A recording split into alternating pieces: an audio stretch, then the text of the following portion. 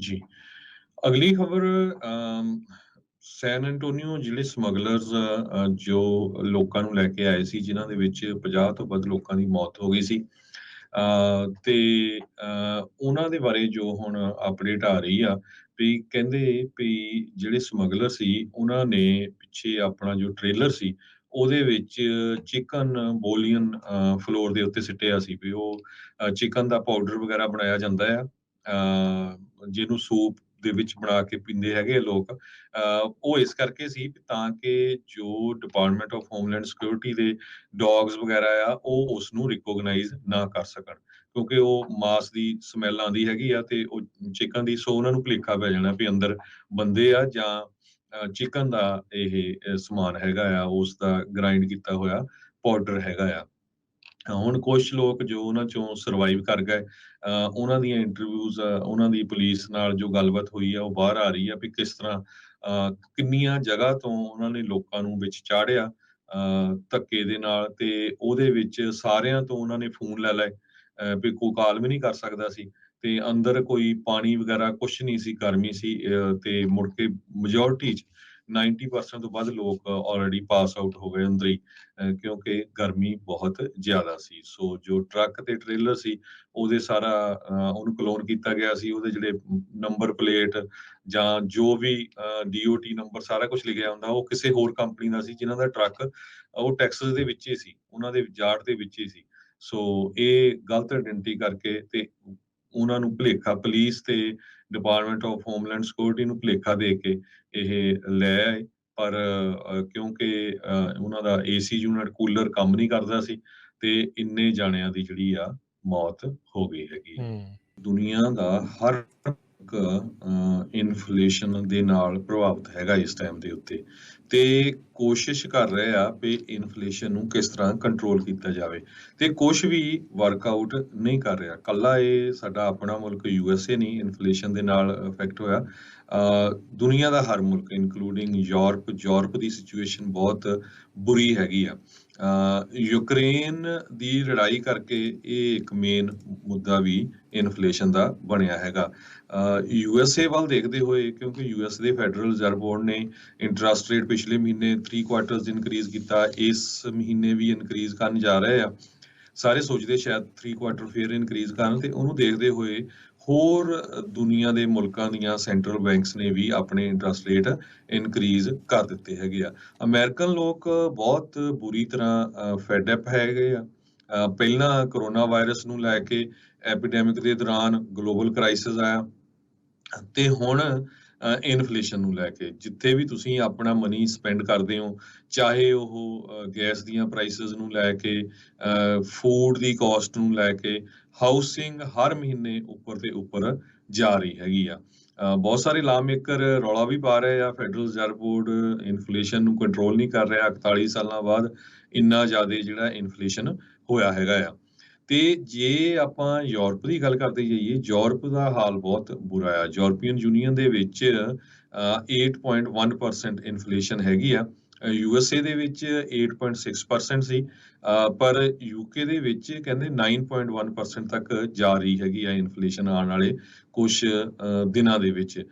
Japan ਦੇ ਵਿੱਚ ਵੀ inflation ਬਹੁਤ ਜ਼ਿਆਦਾ ਆ। ਯੂਰਪ ਦੇ ਵਿੱਚ ਮੇਨ ਰੀਜ਼ਨ ਇਹ ਆ ਵੀ ਯੂਰਪ ਦੇ ਬਹੁਤ ਸਾਰੇ ਮੁਲਕ ਰਸ਼ੀਆ ਦੀ ਗੈਸ ਐਨਰਜੀ ਦੇ ਉੱਤੇ ਡਿਪੈਂਡੈਂਟ ਸੀਗੇ, ਤੇ ਉਹ ਹੁਣ ਕੱਟ ਕੀਤਾ ਹੈ ਯੂਰਪ ਵਾਲਿਆਂ ਨੇ, ਤੇ ਉਹਦੇ ਕਰਕੇ ਯੂਰਪ ਦਾ ਬੁਰਾ ਹਾਲ ਬਣਿਆ ਹੋਇਆ ਹੈਗਾ।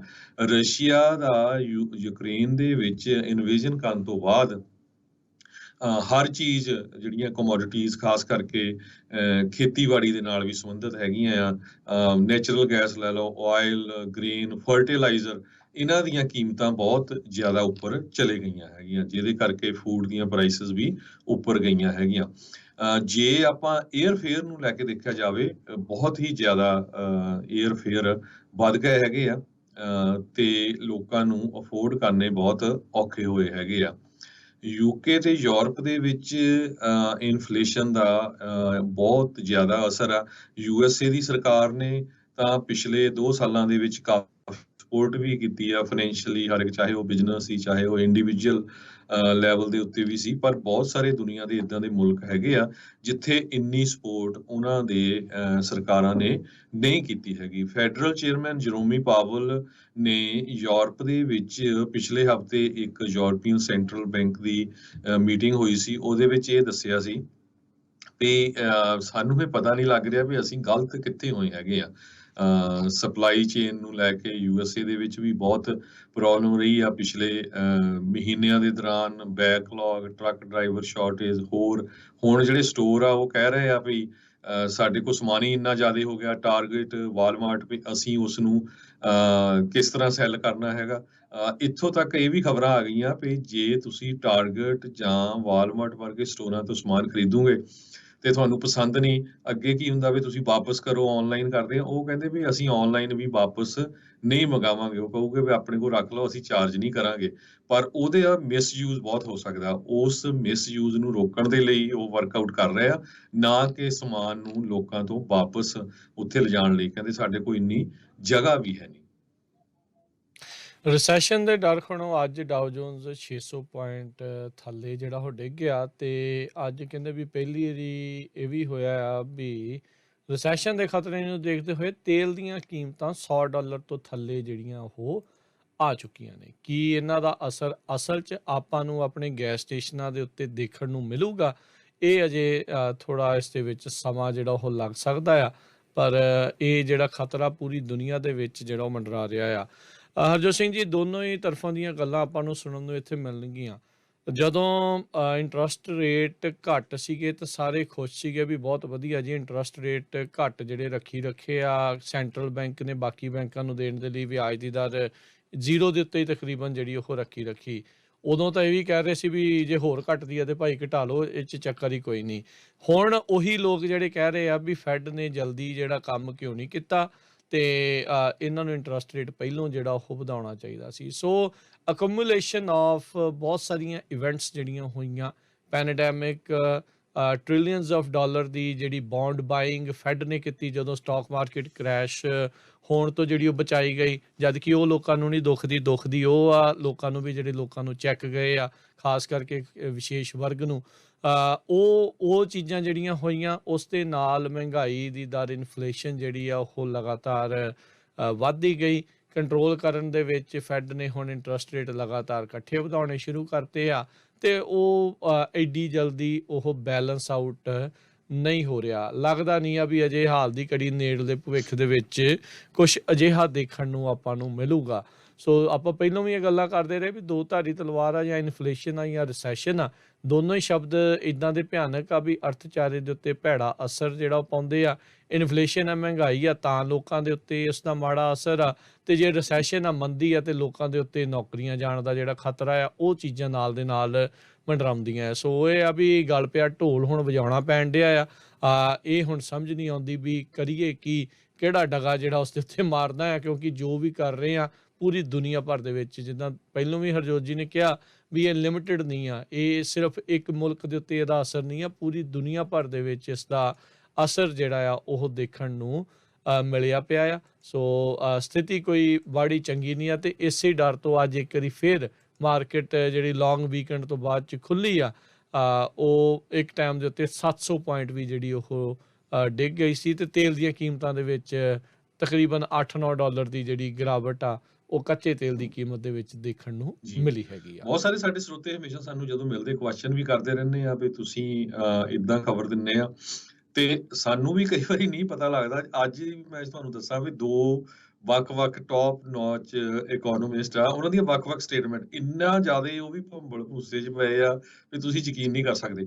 ਇੱਕ ਇਕੋਨੋਮਿਸਟ ਕਹਿੰਦਾ ਵੀ ਤੇਲ ਜੋ ਬੈਰਲ ਆ ਉਹਦੀ ਪ੍ਰਾਈਸ $65 ਤੱਕ ਆ ਜਾਣੀ ਆ ਕੁਛ ਮਹੀਨਿਆਂ ਦੇ ਵਿੱਚ, ਕਿਉਂਕਿ ਰਿਸੈਸ਼ਨ ਆ ਰਿਹਾ, ਲੋਕ ਘੱਟ ਜੂਗੇ ਤੇ ਪ੍ਰਾਈਸ ਥੱਲੇ ਆ ਜਾਣੀ ਆ। ਉਧਰ ਪ੍ਰੈਜ਼ੀਡੈਂਟ ਜੋ ਬਾਈਡਨ ਹੋਣਾ ਨੇ ਜਦੋਂ ਸਟੇਟਮੈਂਟ ਦਿੱਤੀ ਸੀ 2 ਦਿਨ ਪਹਿਲਾਂ ਵੀ ਗੈਸ ਸਟੇਸ਼ਨਾਂ ਵਾਲਿਆਂ ਨੂੰ ਪ੍ਰਾਈਸ ਘਟਾਣੀ ਚਾਹੀਦੀ, ਪ੍ਰੋਫਿਟ ਮਾਰਜਨ ਵੱਲ ਦੇਖਣਾ ਚਾਹੀਦਾ, ਤੇ ਬਹੁਤ ਸਾਰੇ ਵੱਡੀਆਂ ਕੰਪਨੀਆਂ, ਈਵਨ ਜੈਫ ਬੀਜ਼ੋਸ ਵਰਗੇ ਜੋ ਐਮਾਜ਼ਨ ਦੇ CEO, ਉਹਦੇ ਪਿੱਛੇ ਪੈ ਗਿਆ ਵੀ ਤੁਸੀਂ ਇੱਦਾਂ ਕਿੱਦਾਂ ਕੈਪੀਟਲਿਸਟ ਕੰਟਰੀ ਦੇ ਵਿੱਚ ਆਰਡਰ ਕਰ ਸਕਦੇ ਆ ਜਾਂ ਕਹਿ ਸਕਦੇ ਹੈਗੇ ਆ।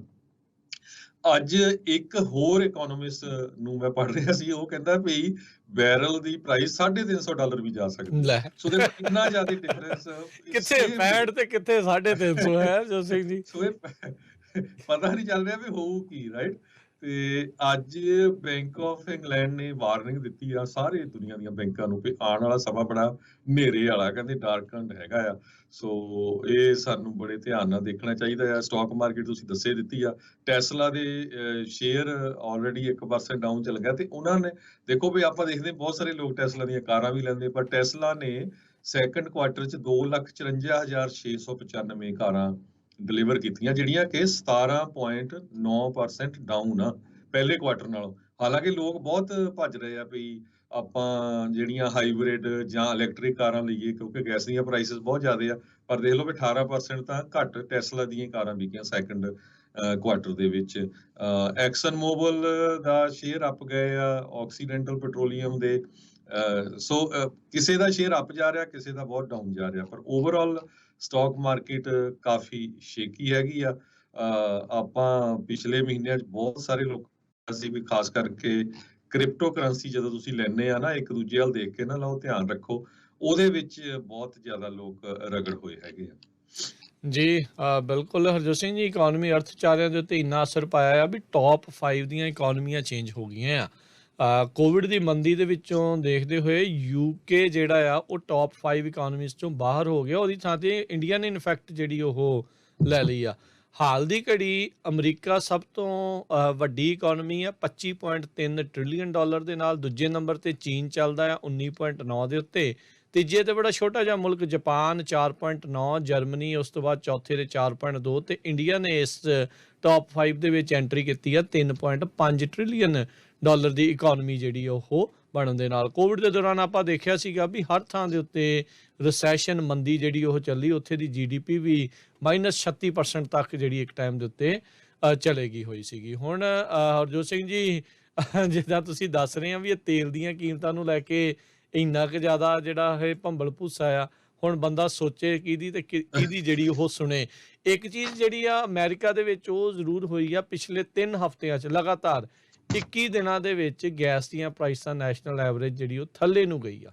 ਸੋ ਕਹਿੰਦੇ ਵੀ ਲੌਂਗੈਸਟ ਸਟ੍ਰੀਕ ਜਿਹੜੀ ਉਹ ਦੇਖੀ ਗਈ ਆ ਕੋਵਿਡ ਤੋਂ ਬਾਅਦ ਦੇ ਵਿੱਚ ਵੀ ਗੈਸ ਪ੍ਰਾਈਸਿਸ ਜਿਹੜੀਆਂ ਕਹਿੰਦੇ ਆ ਡ੍ਰੌਪ ਹੋਈਆਂ। ਇਹ ਲੋਕਾਂ ਨੂੰ ਥੋੜ੍ਹੀ ਜਿਹੀ ਚੈਨ ਦੇਣ ਵਾਲੀ ਖਬਰ ਹੋ ਸਕਦੀ ਆ, ਚਾਹੇ ਇਸ ਦੇ ਵਿੱਚ 5-7 ਸੈਂਟ ਹੀ ਕਿਉਂ ਨਾ ਥੱਲੇ ਗਿਰਾਵਟ ਜਿਹੜੀ ਉਹ ਆਈ ਹੋਵੇ, ਵੱਧ ਨਹੀਂ ਰਿਹਾ। ਇਹਦੇ ਨਾਲ ਹੀ ਲੋਕ ਕਿਤੇ ਨਾ ਕਿਤੇ ਖੁਸ਼ ਆ, ਪਰ ਕੀ ਪਹਿਲਾਂ ਦੇ ਲੈਵਲ ਦੇ ਉੱਤੇ ਪਹੁੰਚ ਸਕਣਗੇ, ਇਹ ਹੁਣ ਹਰਜੋਤ ਸਿੰਘ ਜੀ ਦੇਖਣ ਵਾਲੀ ਗੱਲ ਆ। ਇਸੇ ਦੌਰਾਨ ਜੇ ਇਕੋਨਮੀ ਦੀ ਗੱਲ ਕਰਦੇ ਜਾਈਏ ਤਾਂ ਆਪਾਂ ਹਾਊਸਿੰਗ ਮਾਰਕੀਟ ਦੀ ਵੀ ਜ਼ਰੂਰ ਇਸ 'ਚ ਗੱਲ ਕਰਾਂਗੇ। ਹਾਊਸਿੰਗ ਮਾਰਕੀਟ ਦੇ ਉੱਤੇ ਇਸ ਟਾਈਮ ਸਟੈਗਨੈਂਟ ਕਾਈਂਡ ਆਫ ਜਿਹੜਾ ਉਹ ਬਿਲਕੁਲ ਬਣ ਚੁੱਕਾ ਆ। ਬਹੁਤ ਘੱਟ ਜਿਹੜੇ ਘਰ ਦੀ ਜਿਹੜੀ ਵਿਕਰੀਆਂ ਆ ਉਹ ਪਹਿਲਾਂ ਦੇ ਬਾਬਤ ਜੇ ਆਪਾਂ ਤੁਲਨਾ ਕਰੀਏ ਤਾਂ ਉਹ ਘਟੀਆਂ ਨੇ। ਹੁਣ ਇਹ ਵੀ ਆ ਵੀ ਪ੍ਰਾਈਸ ਵਾਰ ਵੀ ਨਹੀਂ ਹੁੰਦੀ, ਬਿਡਿੰਗ ਵਾਰ ਵੀ ਜਿਹੜੀ ਉਹ ਨਹੀਂ ਦੇਖੀ ਜਾ ਰਹੀ। ਬੋਇਸੀ ਆਈਡਾਹੋ ਦੀ ਇੱਕ ਰਿਪੋਰਟ ਆ, ਪਿਛਲੇ 3 ਸਾਲਾਂ 'ਚ ਉਹਨਾਂ ਦੀ ਰੀਅਲ estate 82% ਜਿਹੜੀ ਉਹ ਵਧੀ ਆ। ਇਸ ਟਾਈਮ ਸਭ ਤੋਂ ਵੱਧ ਭੰਬਲ ਭੂਸੇ 'ਚ ਉਹ ਲੋਕ ਨੇ ਜਿਨ੍ਹਾਂ ਨੇ ਡਾਊਨ ਪੇਮੈਂਟਾਂ ਨਵੇਂ ਬਣਨ ਵਾਲੇ ਘਰਾਂ ਦੇ ਉੱਤੇ ਦਿੱਤੀਆਂ ਹੋਈਆਂ ਆ, ਤੇ ਹੁਣ ਮਾਰਕੀਟ ਦੇ ਵਿੱਚ ਇੰਟਰਸਟ ਰੇਟ ਦੁੱਗਣੇ ਜਿਹੜੇ ਆ ਉਹ ਹੋ ਚੁੱਕੇ ਆ। ਉਹ ਮਾਰਗੇਜ ਰੇਟ ਬਾਰੇ ਸੋਚਣ ਤੋਂ ਵੀ ਇਸ ਟਾਈਮ ਕਿਨਾਰਾ ਕਰ ਰਹੇ ਆ। ਕਹਿੰਦੇ ਵੀ ਅੱਗੇ ਤਾਂ ਜਿਹੜਾ ਨਵੇਂ ਬਿਲਡਰਸ ਜਿਹੜੇ ਘਰ ਬਣਾਉਂਦੇ ਸੀ ਉਹਦੇ ਤੇ ਵੀ ਬਿਡਿੰਗ ਵਾਰ ਜਿਹੜੀ ਉਹ ਹੋ ਜਾਂਦੀ ਸੀ, ਕਿਹੜਾ ਕਿੰਨੇ ਦਾ ਖਰੀਦਿਆ ਜਾਣਾ ਆ। ਪਰ ਹੁਣ ਇਹ ਚੀਜ਼ ਦੇਖਣ ਨੂੰ ਮਿਲ ਰਹੀ ਆ ਵੀ ਜਿਹੜੇ ਪ੍ਰਾਈਸ ਇੱਕ ਵਾਰੀ ਤੈਅ ਹੋ ਜਾਂਦਾ ਆ, ਉਹ ਤੋਂ ਫਿਰ ਉੱਤੇ ਵੱਧਦਾ ਨਹੀਂ ਆ।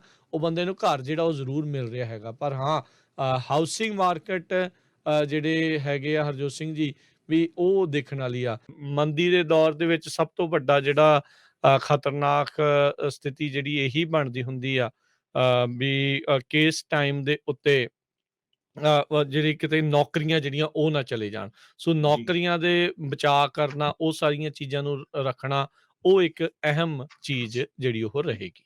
ਜੀ। ਸੋ ਕੱਲਾ ਹੁਣ ਜੇ ਆਪਾਂ ਰੀਅਲ estate ਨੂੰ ਦੇਖਦੇ ਜਾਈਏ, USA ਨਹੀਂ, ਆਪਣੇ ਗੁਆਂਢੀ ਮੁਲਕ ਕੈਨੇਡਾ 'ਚ ਵੀ ਘਰਾਂ ਦੀਆਂ ਪ੍ਰਾਈਸਿਸ ਨੂੰ ਕਾਫੀ ਫਰਕ ਪੈਣਾ ਸ਼ੁਰੂ ਹੋ ਗਿਆ। ਆਸਟ੍ਰੇਲੀਆ 'ਚ ਬਹੁਤ ਬੁਰਾ ਫਰਕ ਪੈ ਰਿਹਾ ਹੈਗਾ, ਜਿਹੜੀਆਂ ਖਬਰਾਂ ਆ ਰਹੀਆਂ, ਕਿਉਂਕਿ ਆਸਟ੍ਰੇਲੀਆ ਦੇ ਵਿੱਚ ਲਗਾਤਾਰ ਕਹਿੰਦੇ 3 ਮਹੀਨੇ ਹੋ ਗਏ ਆ ਜਦੋਂ 3rd ਮੰਥ ਇਨ ਅ ਰੋ ਆ ਵੀ ਇੰਟਰਸਟ ਰੇਟ ਉੱਥੇ ਦੀ ਜਿਹੜੀ ਰਿਜ਼ਰਵ ਬੈਂਕ ਆਫ ਆਸਟ੍ਰੇਲੀਆ ਆ, ਉਹ ਉਸ ਨੂੰ ਇੰਟਰਸਟ ਨੂੰ ਵਧਾ ਰਹੀ ਹੈਗੀ ਆ। ਸੋ ਇਹ ਗਲੋਬਲੀ ਇਹਦੇ ਉੱਤੇ ਸਾਰਾ ਅਸਰ ਪੈ ਰਿਹਾ ਹੈਗਾ।